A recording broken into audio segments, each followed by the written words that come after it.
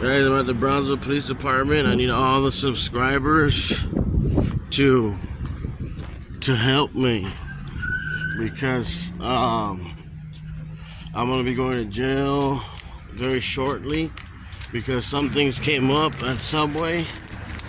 Basically, like these guys that I was working with, they were taking the money from the customers. They were taking the money from their credit cards, and you know, they're blaming me and two other people for doing this.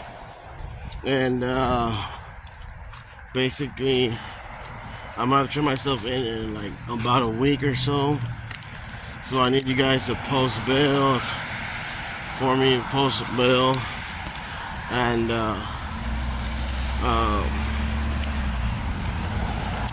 basically.